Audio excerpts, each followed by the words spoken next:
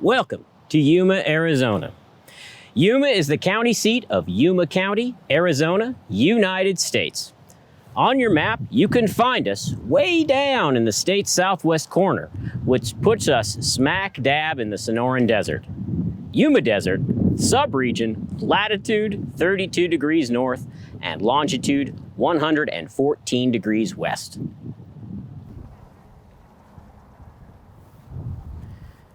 Heck, we're only about 8 miles from the border of Mexico. You can be there in about 20 minutes. So yes, it can be a bit warm here at times. Most times.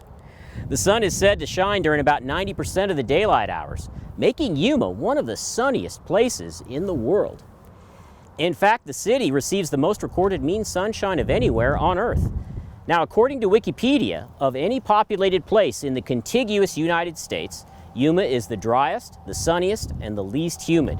It has the lowest frequency of precipitation and has the highest number of days per year, 175, with a daily maximum temperature of 90 degrees Fahrenheit or higher. 8 months of decent weather, 4 months of pure hell. We like it just fine. It gives us something to talk about. And we've also got the Colorado River.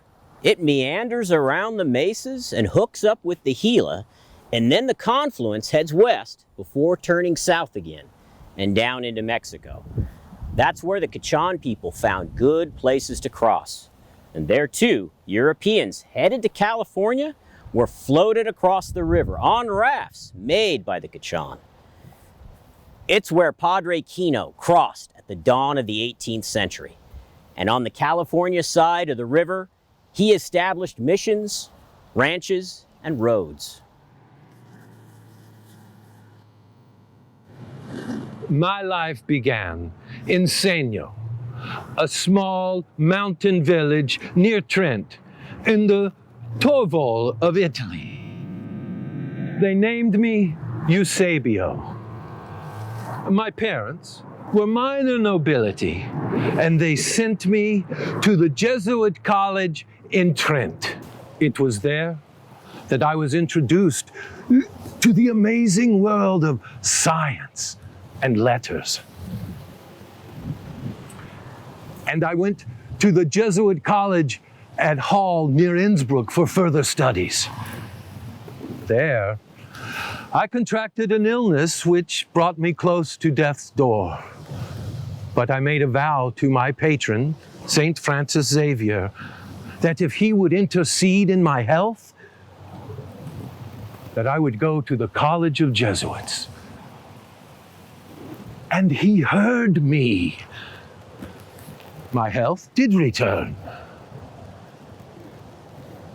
And I knew from that moment, for the rest of my life, that my health was a gift from God. Through the intercession of Xavier. And I knew when God sent me here to this vast wasteland, far away from home, to the abandoned souls of Baja California, I did not question. And I talked to the Indians about the Word of God. And I showed them on a map of the world, the rivers and the mountains and the plains that the missionaries had to cross to bring them the holy Word of God. And I told them also how in ancient times, the Spaniards were not Christian, and St. James had to bring them the holy faith. And then I showed them on the map of the world how the Spaniards and the faith came across the seas to Veracruz, and then to Puebla, and Mexico City, and Guadalajara, and Sinaloa, and Sonora, and now their own homeland, the land of the Pimas.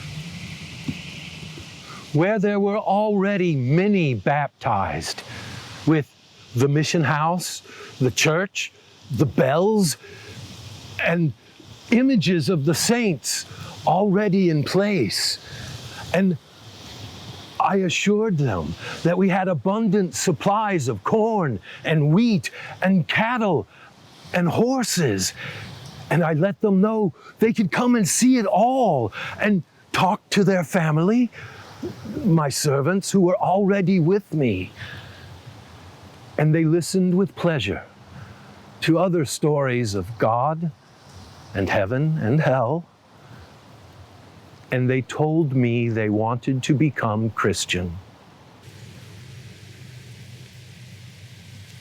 I have baptized nearly 4,500 souls, and I could have baptized 12 or 15,000 if we had not suspended further baptisms until our Lord sent us the necessary fathers to aid us in our instruction and ministering for the numerous new subjects of Your Majesty and the new parishioners of our Holy Mother Church. God has charged me with many things. From the small outfit granted to me by the order of the San Ignacio, to the altar, the San Pedro, the San Felipe, the Gila, and the Sonaita.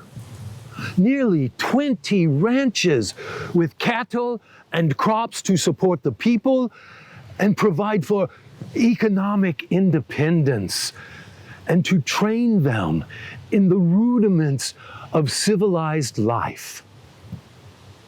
I have opposed the slavery and the compulsory hard labor in the silver mines forced on the native peoples. And I have defended the Pima against many false accusations. I have reported on the loyalty and the bravery of many Indian chiefs. I have written in great detail and love of the many tribes of the Baja California and the Primera Alta. And it is through my writings that you know of their distinctive characteristics and traits, and that you know of these people. I did not live in the Yuma area, but I traveled through here. And I mapped it. And I crossed and recrossed the 200 miles between the San Pedro and the Gila, and the 250 miles between the San Ignacio and the Colorado. Sometimes I rode 30 miles a day on horseback. And I mapped everything. Some of the trails that I trod on had not been walked on by civilized man. And I traveled through countries of unknown tribes who could have and might have, but did not, offer me personal violence. Though sometimes they proved too threatening for the nerves of my companions. One of the routes was over a forbidding, waterless waste, which later became the graveyard of scores of travelers who died of thirst. I refer, of course, to El Camino del Diablo, the Devil's Highway, between Sonoita and the Gila. God was with me on these travels, and I made maps, very accurate maps. In all of my maps and my work, The human element is what takes the primary interest. It is not the mountains, nor the vast expanse of plains, nor the rivers and bays, not so much the native settlements, nor the missions that hold primary interest. It is the people.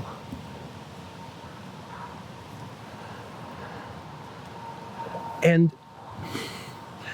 on my maps and charts, the inhabitants and the villages are all marked with the largest and most colorful letters. The geographic features are represented in relation to the people and groups of people. The missions serve the people. The cattle ranches and the farms support the people. The rivers provide communications between the peoples. And the water holes are marked because they are indispensable to the travelers and the missionaries who come to the people. They are the difference between life and death for the people.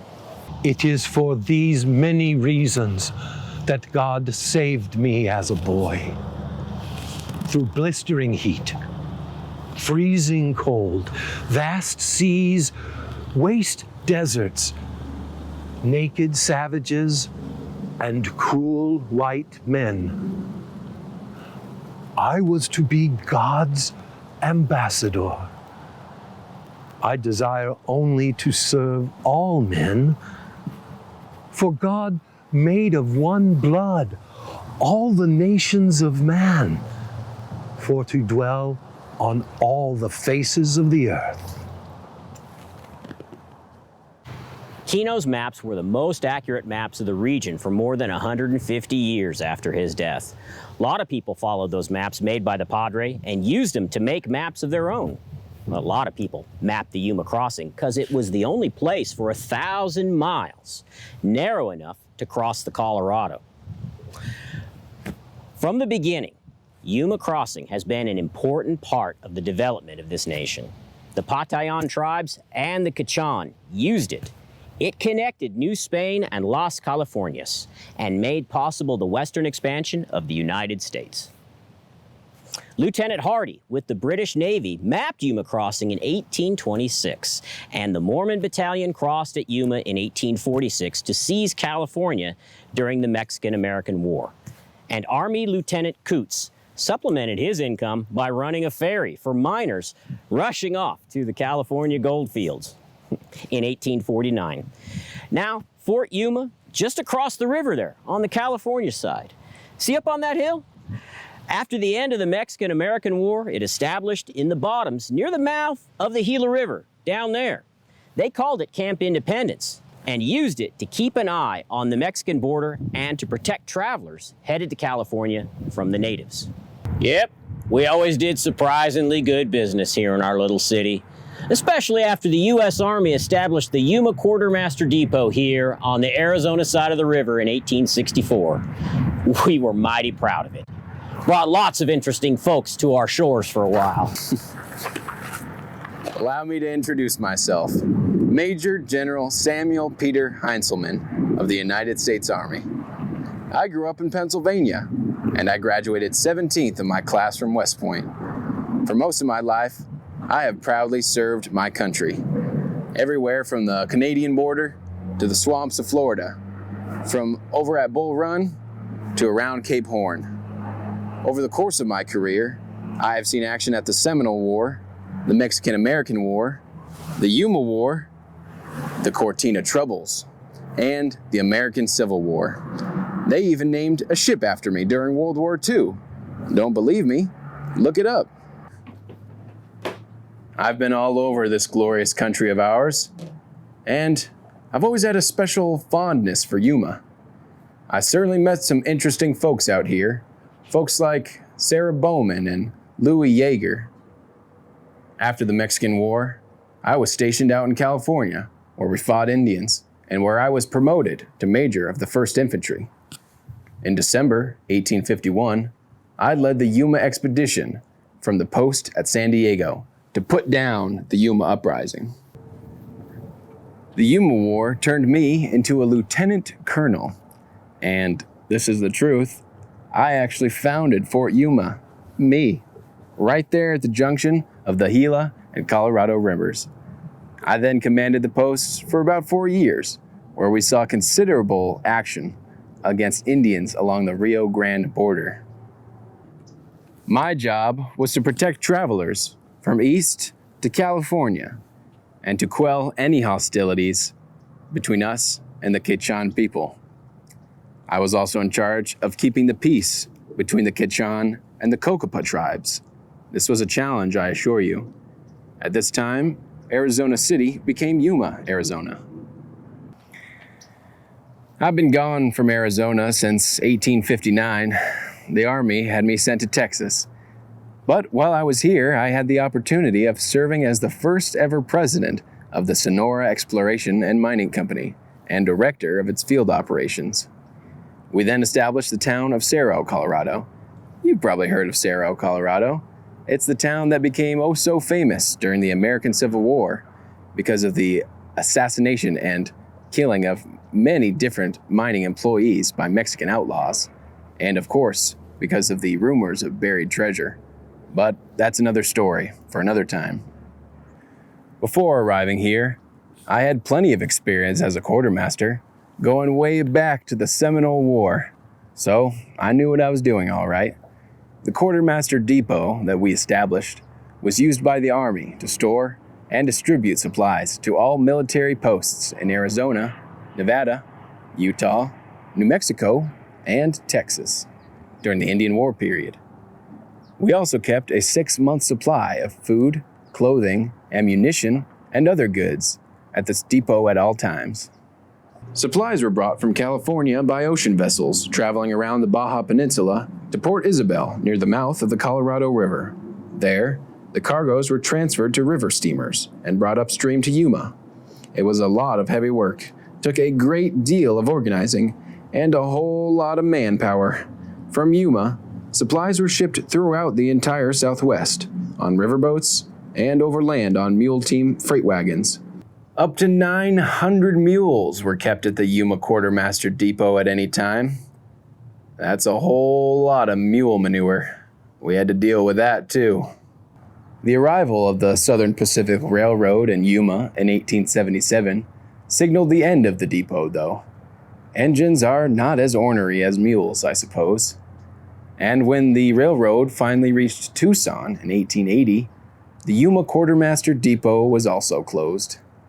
I died that same year out in Washington, D.C. You might even say Fort Yuma and I retired from active service together.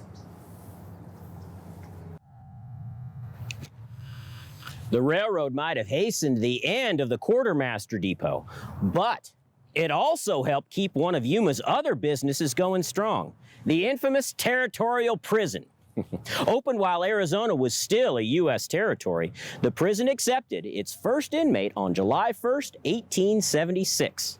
And for the next 33 years, 3,069 prisoners, including 29 women, served sentences here for crimes ranging from murder to polygamy. How was Yuma picked to be the site of the Territorial Prison, you ask? Well, there was a little bit of political wrangling involved there by one of our own citizens, one Mr. Jose Maria Redondo. He was a pretty important figure in the early history of Yuma. Some say he's the one who changed the name of Arizona City to Yuma. And here in Yuma, he is affectionately known as the father of the Yuma Territorial Prison. Although I was born in Altar, Sonora, Mexico, on March 30th, 1830, I am a proud and confirmed citizen of the United States of America. I am a true Mexican American. I love this country, and it has loved me back. Here I have been allowed to pursue many dreams. I became an entrepreneur and owned many businesses. I became wealthy. I served on the Arizona legislature and was even the mayor of Yuma. In 1849, I left my family's ranch in Sonora to find my fortune in the California gold rush. In California, I met and married my beautiful wife, Piedad Contreras. But I've been here in the Yuma area since 1859. Here, when Yuma was still called Colorado City, I began operating a ferry across the Colorado River. And here, I dammed the Gila River just east of where it flows into the Colorado and created the first irrigation ranch in Arizona, Hacienda San Ysidro. At its peak, San Ysidro consisted of more than 2,000 acres of land irrigated by 27 miles of canals. People from all over the world came to our ranch to tour and to study my methods. I'll have you know, I was the first grower of lettuce in Yuma. And here, I mined one of the richest placers in the state at La Paz, with more than 1 million taken in the first year in 1862. This country has been very good to me. Here, when the Arizona territories were first organized in 1864, I felt called to serve the country that I loved so much. I left the running of the ranch to my brother Jesus, and I was chosen to represent Yuma County in the first Arizona Territorial Legislature. I was, however, found to be ineligible, because although I had become a citizen of the US and California, somehow those records had been destroyed. This broke my heart, and I was determined to correct that. In 1866, I moved my family into Yuma, where we continued to run a variety of businesses and sell produce from the ranch. And still, I dreamed of one day being able to serve my new country, my Arizona, my Yuma. Here, in 1873, now officially confirmed as a citizen of the United States of America, I was elected to serve in the 7th Territorial Legislature. I was also elected 2 more times and even served on the council, the upper house of the 8th and 9th legislatures. Now, as I recall, the year was 1875. I was at a meeting of the territorial legislature representing Yuma County. That particular morning, we had been working hard to hammer out a new bill, and there were a number of items up for vote. One was to choose the state capital, another was to select a seat for the university, and the third item was to confirm a site for the penitentiary. Yuma was not put forward for anything. It had been decided that Tucson was to get the University of Arizona, Prescott was to get the state capital, and Phoenix was to get the prison. Again, Yuma was not even mentioned. That made me very unhappy. Well, lunchtime came, and all of the legislators went to lunch except for me. I stayed behind, took that bill, I crossed out the word Phoenix, and wrote in Yuma. When the rest of the legislators came back from their nice lunch, they hurried and rushed the bills through so they could all go home. And so, Yuma ended up with the prison. 1 year later, on July 1st, 1876, the Yuma Territorial Prison opened, and the rest is history. After my 3 terms with the legislature, I was elected mayor of Yuma. That was in 1878. Unfortunately, a smallpox epidemic engulfed Yuma that same year. It was a terrible disease. And so, I sent my family to safety in California to wait out the epidemic. As was only proper, I stayed behind to fulfill my duties as mayor. Unfortunately, I contracted the disease and died.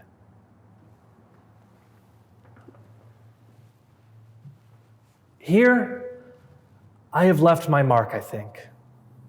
I have served my Yuma and my country very well.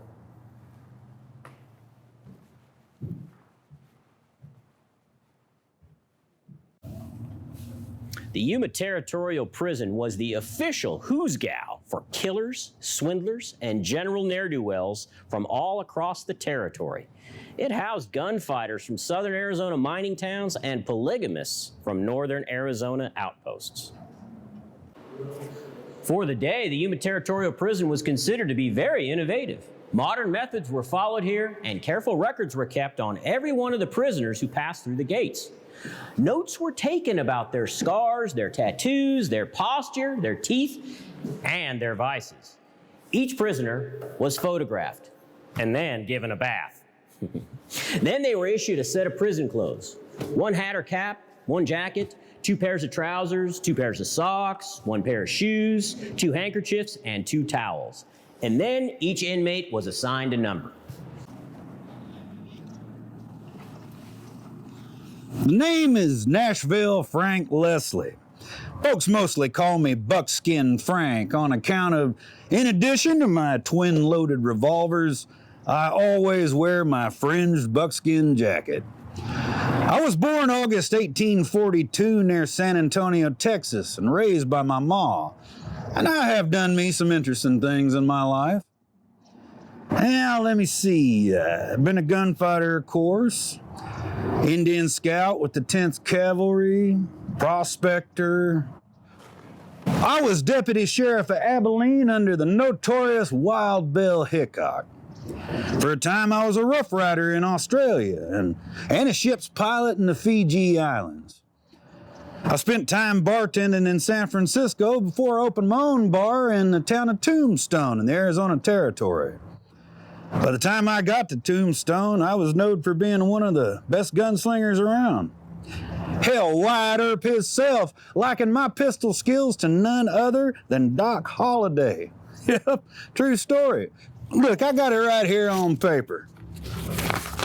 Leslie was the only man who could compare to Doc Holliday's blinding speed and accuracy with a 6 gun. I also have to admit, I was also a bit of a lady killer. Surely did love the ladies. And you know, that's always what ended up getting me into trouble. That and the fact that I had a pretty bad temper on me, and I've been told it got a tad violent when I imbibed in the drink. Always liked to drink, and I like to shoot at things. All told, I reckon I done got shot and killed me 14 men. But it's my love for the women that landed me here in the Yuma Territorial Prison. See, my first wife, May, well, she was separated from her husband when he come looking for her and tried to kill me. He was the one ended up dead. Now, it was proved self-defense in a court of law. We waited a respectful 8 days and then we got hitched. Tombstone was pretty lawless in them days, even after the Earps. Had to pistol whip me some fellers, got into a few melees, and also had me that gunfight with Billy Claiborne. He was a bad egg and had much innocent blood on his head. But I wouldn't have killed him if he hadn't pointed his Winchester at me. George W. Parsons said, Frank has done the country a service. Frank didn't lose the light of his cigarette during the encounter. Wonderfully cool man. How about that? I always did get good press. Me and May decided to move out to a ranch and get away from the town. Of course, that was right in the middle of the Apache uprising, so the ranch wasn't none too peaceful neither, but that's another story. After 7 years of marriage, me and May divorced.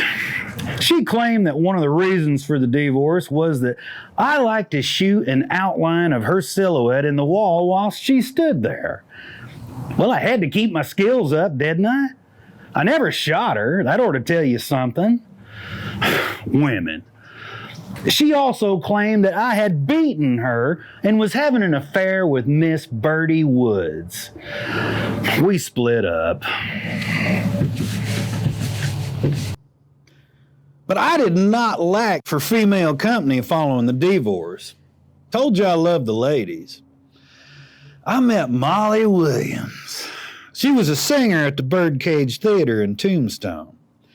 Now, her promoter, Maybe he was her husband or her pimp. I don't know. Well, he ended up dead somehow. I was suspected of having something to do with that, but I neither admit nor deny nothing about it. Anyway, Molly and me moved in together. It was a rambunctious relationship, I will tell you that. We both loved our whiskey, and we had us some pretty frequent quarrels. One night, after we'd been together a while, I was drinking a little bit. Well, I reckon I was just plumb drunk. And I got to thinking that Molly was messing with one of the ranch hands, a fella by the name of six-shooter James Neal. Made me jealous. So I just shot them both. Killed Molly, but Neal escaped and lived to tell the tale. I was tried and found guilty of murder and sentenced to 25 years in the Yuma Territorial Prison. Told you I was a lady killer. Sentenced me to life, convict number 632. Me and 10 other prisoners was delivered drunk as skunks to the Yuma Territorial Prison on January 9th, 1890. Less than 3 months later, I joined 5 other convicts in an unsuccessful escape attempt and was sent to solitary. Now, solitary kind of straightened me up. Made up my mind to become a model prisoner, and I worked as a pharmacist in the prison infirmary. Filled prescriptions, administered the medicines, and kept the drugstore right neat and clean. Superintendent Gates himself said that I was the best behaved as well as the most useful prisoner in the whole penitentiary. Working in the infirmary sure made my life in prison easier, I will admit. Earned me lots of privileges. I didn't have to wear the prison uniform or stay confined to my cell. And it got me read up in the San Francisco Chronicle. More good press. That article got me into a correspondence with the lovely and wealthy divorcee Belle Stowell. Seems Belle also wrote the governor pleading my case. And on November 17th, 1896, Governor Benjamin J. Franklin of the Arizona Territory granted me a full and unconditional pardon. Executive clemency. Me and Belle become husband and wife less than a month later. Soon parted company. Don't need to go into any of that. As you might guess, I had me a few more wives. Moved around a lot, everywhere from Mexico to Alaska and all around the West. And I had me a bunch more wild times and adventures. But right now, I am purely dry from talking so much. So I'm going to leave you to your imaginations about me whilst I grow and rustle up some more whiskey. Let it be said that the circumstances surrounding Buckskin Frank's later life and death remain shrouded in mystery. I will drink to that.